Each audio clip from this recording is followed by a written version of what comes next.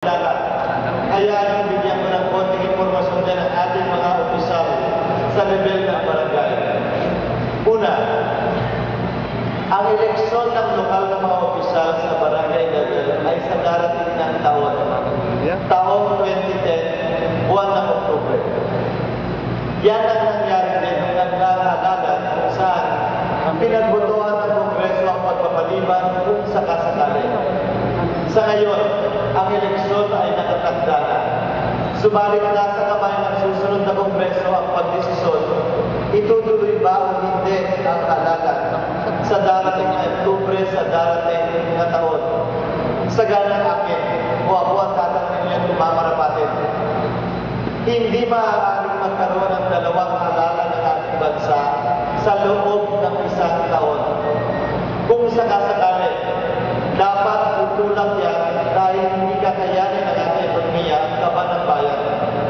May tatamaan nais magkapitan, may mabebenepisyoan din na kapitan sa kasalukuyan.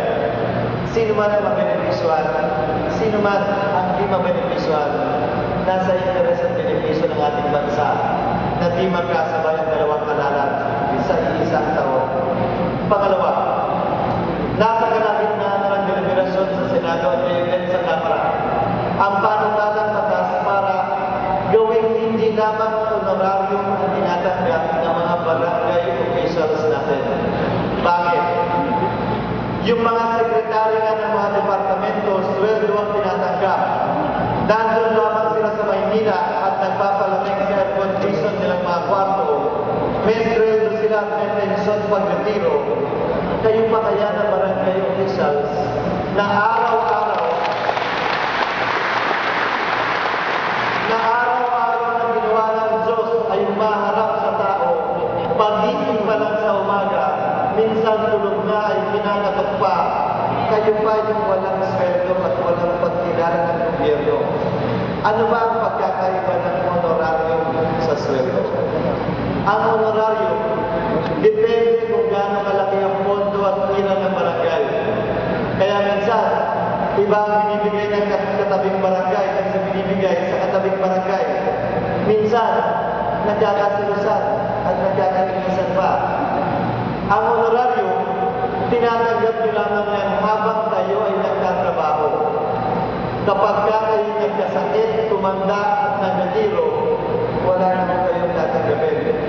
Hindi ba mali yun?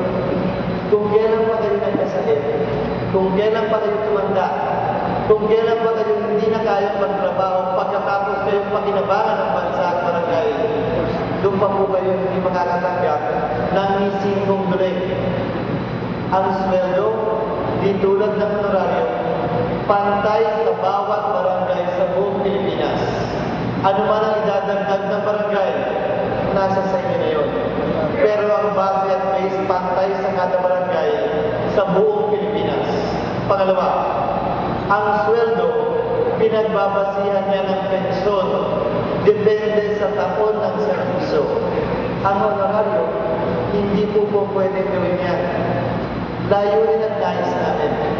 Iparamdam at ipakilala sa mga barangay officials natin.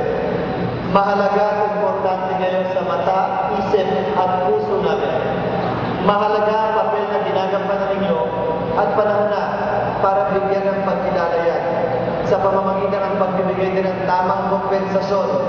Hindi galing sa bulsa o ina ng barangay, kung hindi galing sa pondo ng nasyonal na pamahalaan, kaugnay ng ginagawa nitong mga trabaho sa pamamagitan ng inyong mga opisina. Tulong po ng inyong lokal na pamahalaan. Nandito po kami nag-aantabay, nag-aandang tumulong at lumabay. Hindi nyo man po ako makita sa likod ninyo na sumusuporta. Tinitiyak ko sa inyo, ako'y nakatayo sa inyong gilid. Hindi man ninyo ko makita sa likod o sa gilid. Tinitiyak ko po sa inyo, nandun ako sa harap at nauuna upang tiyakin na ang dadaanan ninyo ay maluwag, ang dadaanan